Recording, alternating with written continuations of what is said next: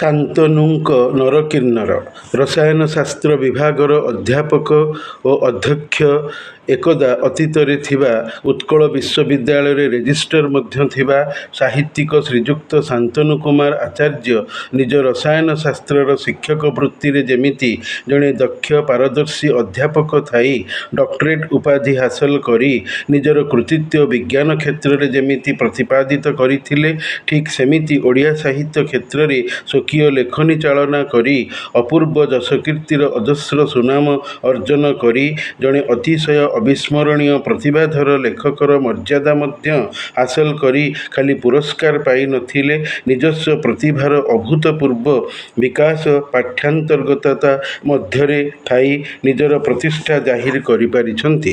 ପୂର୍ବର କଟକ ଜିଲ୍ଲାର ଜଗତସିଂହପୁର ସବ୍‌ଡିଭିଜନରେ ଥିବା ଗ୍ରାମରେ ଜନ୍ମଲାଭ କରିଥିଲେ। ନିଜକୁ ବିଜ୍ଞାନର ଛାତ୍ର କୁହାଇ ବୈଜ୍ଞାନିକ ଗବେଷକ କରାଇ ପାରିଥିଲେ। ସେହିପରି କବିତା ରଚନାରୁ ନିଜର ଲେଖକୀୟ ପ୍ରତିଭାର ପ୍ରତିଷ୍ଠା କରାଇ ପାରିନଥିଲେ ମଧ୍ୟ ଓଡ଼ିଆ ଭାଷାରେ ଉପନ୍ୟାସ, ଗଳ୍ପ, ଜୀବନୀ ସାହିତ୍ୟ ସୃଷ୍ଟି କରି କୀର୍ତ୍ତିଯଶର ଅଧିକାରୀ ହୋଇଛନ୍ତି। ବର୍ତ୍ତମାନ ଭୁବନେଶ୍ୱରର ଶହୀଦନଗରଠାରେ ଅଧିବାସ। ଓଡ଼ିଆ ସାହିତ୍ୟର ଅପୂର୍ବ ସାହିତ୍ୟିକ ପ୍ରତିଭାଧର ଓ ଏକଦା ଓଡ଼ିଶାର ବିଭିନ୍ନ ସରକାରୀ ମହାବିଦ୍ୟାଳୟରେ ଓଡ଼ିଆ ଭାଷା ଓ ସାହିତ୍ୟର ଅଧ୍ୟାପକ ଥିବା ମହାପାତ୍ର ନୀଳମଣି ସାହୁଙ୍କର ସେ ପଡ଼ୋଶୀ ହୋଇ ଦୁହେଁ ଏକାଠି ଘର କରି ପାଖାପାଖି ଲଗାଲଗି ରହୁଛନ୍ତି। ମହାପାତ୍ର ନୀଳମଣି ସାହୁ ବର୍ତ୍ତମାନ ଇହଜଗତରେ ନଥିଲେ ମଧ୍ୟ ତାଙ୍କର ଅନ୍ଧରାତିର ସୂର୍ଯ୍ୟ ଗଳ୍ପ ତାଙ୍କୁ ଅମର କରି ରଖିଛି। ବାରମ୍ବାର ଏହି ଗପଟି ପାଠ୍ୟାନ୍ତର୍ଗତ ହୋଇଛି। ମୁଁ ମଧ୍ୟ ଦଶମ ଶ୍ରେଣୀରେ ଏହି ଗପଟିକୁ ରାଇରଙ୍ଗପୁର ଉଚ୍ଚ ବିଦ୍ୟାଳୟରେ ଥାଇ ପଢ଼ିଥିଲି।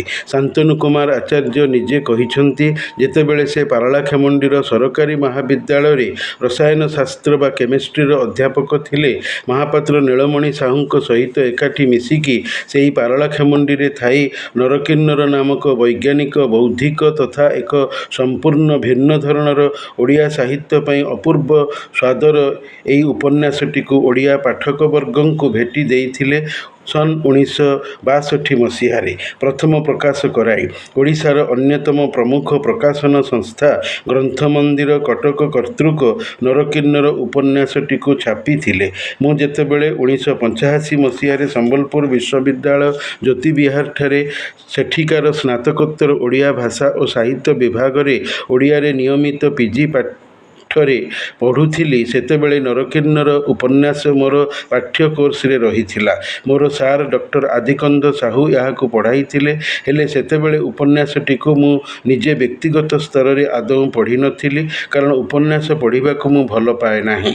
ଯଦିଓ ଉପନ୍ୟାସ ଜୀବନର ବେଦ ନାମ ଧରିଛି, ସମାଲୋଚକଙ୍କ ଦ୍ୱାରା ଏବଂ ମନୁଷ୍ୟ ଜୀବନର ବ୍ୟାପକତାର ପରିଚୟପତ୍ରର ସୃଜ୍ୟମାନ କାଳ୍ପନିକ ଦଲିଲ, ମାନବ ଜୀବନର ବହୁପ୍ରସ୍ଥର ରହସ୍ୟକୁ ଉନ୍ମୋଚନ ଉପନ୍ୟାସ ସହଜରେ କରାଏ, ତଥାପି କେଜାଣି କାହିଁକି ଦୀର୍ଘ ଆକାରର ଗଦ୍ୟ ମହାକାବ୍ୟର ସଂଜ୍ଞା ଧରିଥିବା ଏହି ଉପନ୍ୟାସ ମୋର ପାଠକୀୟ ମନକୁ ରଞ୍ଜାଇ ପାରି ନଥିଲା, ଖୁସି ଦେଇ ପାରିନଥିଲା। ମୁଁ ଜଣେ ଧୈର୍ଯ୍ୟଚ୍ୟୁତିର ବ୍ୟକ୍ତିତ୍ୱ। ଦୀର୍ଘ ଆକୃତିର ସାହିତ୍ୟକୃତି ଦେଖିଲେ ମୋର ପିଳେହି ପାଣି ହୋଇଯାଏ। ମୁଁ ଉପନ୍ୟାସ ପଢ଼ିପାରେ ନାହିଁ, ମୋର ଧୈର୍ଯ୍ୟ ରହେ ନାହିଁ। ସେତେବେଳେ ମୋର MA ଶ୍ରେଣୀରେ ଚଳୁଥିବା ଫକୀରମୋହନ ସେନାପତିଙ୍କର ମାମୁଁ ଉପନ୍ୟାସ, ସୁରେନ୍ଦ୍ର ମହାନ୍ତିଙ୍କର ନୀଳଶୈଳ ଉପନ୍ୟାସ ଏବଂ କଥାକାର ଗୋପୀନାଥ ମହାନ୍ତିଙ୍କର ଅମୃତର ସନ୍ତାନ ଉପନ୍ୟାସ ପାଠ୍ୟକ୍ରମରେ ପ୍ରଚଳିତ ଥିଲା।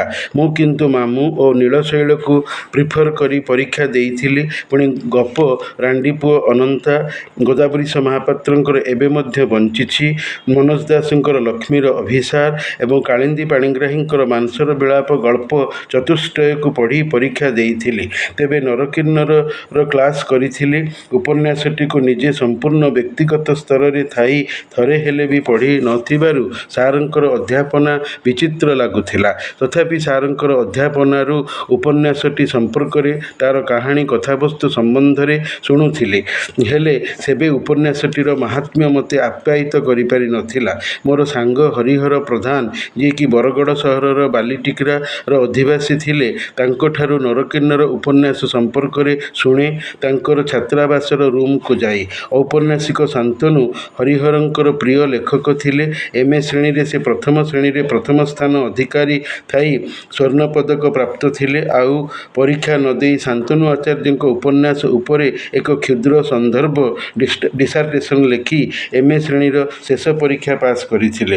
କିନ୍ତୁ 1988ରେ ମୋର ଗ୍ରାମ ଗଡ଼ବାଣୀକିଲରେ ଥାଇ ଏକଦା ବ୍ରହ୍ମପୁର ସହରକୁ ବାପାଙ୍କ ସହିତ ବୁଲିବାକୁ ଯାଇ ସେଠା ଗ୍ରନ୍ଥମନ୍ଦିର ପ୍ରକାଶିତ ଦୋକାନରୁ ନରକିନ୍ନର ଉପନ୍ୟାସଟିକୁ କିଣି ଆଣି ରଖିଥିଲି। ପରେ ପଢ଼ିକି ଉପନ୍ୟାସଟିର ମହତ୍ତ୍ୱ ଏବଂ ସାହିତ୍ୟରେ ଅବଦାନିକ କୃତିତ୍ୱର ଆଭା ମୋର ଆବେଗପ୍ରାଣ ମନନଶୀଳତାକୁ ଚହଲାଇ ଦୋହଲାଇ ଦେଇ ଉପନ୍ୟାସର ଏକକ ନାୟକ ଜାରଜ ଅବୈଧ ନିରାଶ୍ରୟ ବାଳକ ନାମ ଯାହାର ଜର୍ଜ ଲେଖକ ଦେଇଛନ୍ତି ସେ ତା ସମ୍ବନ୍ଧରେ ପୃଷ୍ଠା ପରେ ପୃଷ୍ଠା ପଢ଼ି ସେଇଠି ରହିଗଲି ଯେଉଁଠି ଜର୍ଜକୁ ଡାକ୍ତରଖାନାର ପଚା ଗନ୍ଧମୟ ନାଳ ନର୍ଦ୍ଦମାରୁ ମାନବିକତାର ଅପୂର୍ବ ମୋହନୀୟତାରେ ମାନବ ସେବା ହିଁ ମାଧବ ସେବା ବା service to the mankind is service to ଗଡ୍ର ସେଇ ମହାବାକ୍ୟକୁ ବେଦର ଗାର ମଣିଥିବା ଜଣେ ଖ୍ରୀଷ୍ଟିଆନ ପାଦ୍ରୀ ବୁଢ଼ା ସଦାଶୟ ମହାଶୟ ଅସହାୟ ଅବୈଧ ଜାରଜ ବାଷ୍ଟାର୍ଡ ଚାଇଲ୍ଡଟିକୁ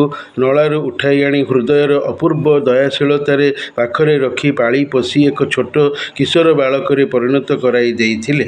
କିନ୍ତୁ ମଣିଷ ତ ସବୁଦିନେ ସଂସାରରେ ଜୀବନ ଧାରଣ କରି ଆୟୁଷରେ ବଞ୍ଚି ରହେ ନାହିଁ। ଦିନେ ନା ଦିନେ ତାକୁ ମରିବାକୁ ପଡ଼ିବ।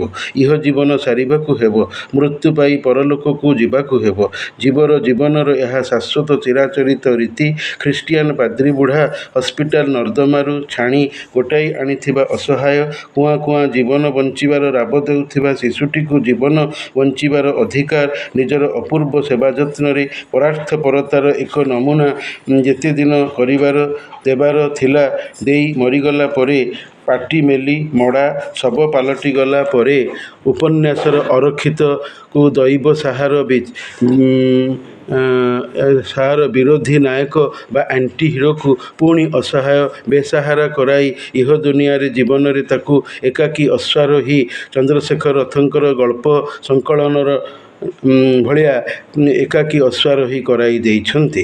ଠିକ୍ ସେଇ ଘଡ଼ିସନ୍ଧି ମୁହୂର୍ତ୍ତରେ ଅସହାୟ ପିଲାଟି ମୃତ ଖ୍ରୀଷ୍ଟିଆନ ପାଦ୍ରୀ ବୁଢ଼ା ଛାତିରେ ମୁଣ୍ଡ ପିଟି ବୁଢ଼ା କାଳେ ବଞ୍ଚିଥିବ ଭାବି ତାଙ୍କ ଛାତିର ଦୁକୁଦୁକୁକୁ ପରୀକ୍ଷା କରି ବିକଳ ହୋଇ କାନ୍ଦି ପାଟି କରିଛି।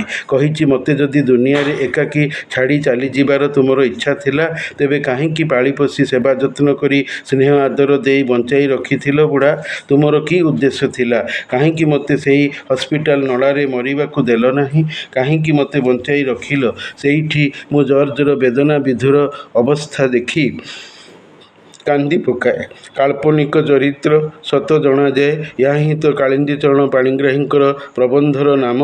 ସାହିତ୍ୟର କାଉଁରୀ କାଠିର ରୋଚକତା ମାଦକତା। ତାପରେ ଜର୍ଜ ତାର ପିଲାବେଳର ଖେଳସାଥୀ ଖେଳନା ରବର କଣ୍ଢେଇ ଓ କିଛି ଛିଣ୍ଡା ପୋଷାକ ଥିବା ମୁଣାଟିକୁ ଧରି ଘରୁ ବାହାରି ଯାଇ କାଠ କ୍ୟାବିନ୍ କରିଥିବା ହୋଟେଲ ଦେଇଥିବା ଗୋଦରୀ ବୁଢ଼ୀର ଦୋକାନରେ ଯାଇ ପହଞ୍ଚିଛି। ପେଟର ଜ୍ୱାଳା କ୍ଷୁଧାକୁ ନେଇ ଅର୍ଣ୍ଣ ଚିନ୍ତା ଚମତ୍କାର ପରା। ଜୀବନରେ ବଞ୍ଚିବାକୁ ହେଲେ ଖାଇବାକୁ ପଡ଼ିବ। ହାତରେ ନଥାଉ ଧନ ପୁଅ ବାହା କରି ମନର ଚାଞ୍ଚଲ୍ୟରେ ବୁଢ଼ୀ ପାଖେ ପହଞ୍ଚି ବୁଢ଼ୀର କୁତ୍ସିତ କଦାକାର ଟାଣପଣ ଓଜନଦାର ବ୍ୟବହାରରେ ଛୋଟ ପିଲାଟି ଜର୍ଜ ଡରି ଯାଇଛି। ସେଇଠି ତାର ଜୀବନର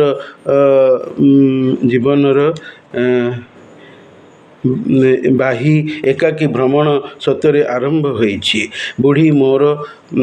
ବୁଢ଼ୀ ଗୋରା ଅସହାୟ ଓଳି ତଳେ ଆଖି ମିଟି ମିଟି କରି ନିରୀହ ଚାହିଁଥିବା ପିଲାଟିକୁ ଦେଖି ବୁଢ଼ୀ ମନ ତରଳି ଯାଇଛି। ତାକୁ ବସାଇଛି, ଜଳଖିଆ ଖାଇବାକୁ ଦେଇଛି। ନିଷ୍ଠୁର ମନରେ କି ଅପୂର୍ବ ଦୟା ସତରେ। ସେଇଠି ବେଞ୍ଚରେ ବସି ବୀର ସାମଲ, କାମାୟା, ନଜିର ମିଆଁ, ପାଗଳ ଚରଣରାଓ ଇତ୍ୟାଦି ମାନବ ସମାଜରେ ନିହାତି ପାଦତଳର ପାହାଚ ତଳର ଘାସ ଗୋଦାବରୀଶ ମହାପାତ୍ରଙ୍କର ଗପ ଭଳି ଲେଖା ଭଳି ଅନାମଧେୟ ଅପାଂକ୍ତେୟ ମଣିଷ କେତୋଟିର ଯେଉଁ ସାକ୍ଷାତ ପାଇଛି ଜର୍ଜ ସେମାନେ ନର ସତ ହେଲେ ସ୍ୱଭାବରେ ବିଚିତ୍ର କିମ୍ଭୂତ କିମାକାର ଚରିତ୍ର। କିନ୍ନର ଯାହାଙ୍କର ध्येय। କିନ୍ନରମାନେ ମଣିଷ ମନ ଭିତରର ଅଜବ ଅସ୍ୱାଭାବିକ କାର୍ଯ୍ୟାବଳୀ। ସେଥିମଧ୍ୟରୁ କିଏ ଜର୍ଜର ଗାଲକୁ ଚିପି ଦେଇଛି। ଟୋକାଟା ପୋତା ମୁହାଁ। ତାପରେ ବୁଢ଼ୀ ଜର୍ଜର ମାଆ ଡାକରେ ଆଶ୍ଚର୍ଯ୍ୟ ହୋଇଯାଇଛି। ଆବେଗପ୍ରାଣ ହୋଇ ତାକୁ ନିଜ କାଠ କ୍ୟାବିନରେ ସ୍ଥାନ ଦେଇ ରଖିଛି। ବୁଢ଼ୀର ହୋଟେଲର ଅଇଁଠା ବାସନ ଧୋଇଛି। ବୁଢ଼ୀର ବୋଲ ମାନିଛି। କ୍ରମେ ବଡ଼ ହୋଇ ରିକ୍ସା ଟାଣିଛି। ମାନବ ସମାଜର ବିବିଧ ଲୋକମାନଙ୍କ ସଂସ୍ପର୍ଶରେ ଆସି ଜର୍ଜ ତା'ର ଜୀବନର ବିପୁଳ ଅନୁଭୂତି ଅର୍ଜନ କରିଛି। ଦୁର୍ଲଭ ମଣିଷପ୍ରାପ୍ତ ଜୀବନରେ ଆସି ଜୀବନରେ ବିପୁଳ ଭ୍ରାମଣିକ ଅଭିଜ୍ଞତା ଅର୍ଜି ସମାଜରେ ଦଳିତ ନିଷ୍ପେଷିତ ଅସହାୟିତ ମାନବ ସମାଜର ମଙ୍ଗଳ ପାଇଁ ସେମାନଙ୍କର ସାମାଜିକ ଉନ୍ନତି କଳ୍ପେ ନେତା ସାଜି ବନ୍ଧୁକ ଗୁଳିରେ ଶିକାରରେ ମରି ପୁଣି ଅସହାୟ ହୋଇ ଦୁନିଆରୁ ଚିର ବିଦାୟ ନେଇ ଯାଇଛି। ଜର୍ଜର ମଲା ଶବ ଉପରେ ପାତିମାଙ୍କଡ଼ ଛୁଆଟିଏ ଡେଇଁଛି। ସାଙ୍କେତିକତାର ଅର୍ଥ ଡାରୱିନ୍ ଯେଉଁ କହିଥିଲେ ମଣିଷ ମାଙ୍କଡ଼ରୁ ଜାତ, ଆଉ ବଞ୍ଚିଥିବା ଜୀବନରେ ମଣିଷ ମାଙ୍କଡ଼ାମି ହିଁ କରେ। ମଣିଷ ଜୀବନ ଏକ ବିଧିଜାତ ମାଙ୍କଡ଼ନଚା ଖେଳ। ଅତି ଚମତ୍କାର ମାର୍ମିକ ବୌଦ୍ଧିକ ବୈଜ୍ଞାନିକ ତଥ୍ୟ ସମ୍ବଳିତ ଉପନ୍ୟାସ ହେଉଛି ଶାନ୍ତନୁଙ୍କ ନରକିନ୍ନର। ପାଠକେ ପଢ଼ନ୍ତୁ, ମୁଣ୍ଡ ଖେଳାନ୍ତୁ, ବଳେ ଉପନ୍ୟାସଟିର ମହାନତା ବୁଝିଯିବେ। କାରଣ ସମଜଦାରଙ୍କ ଇସାରା କାଫି।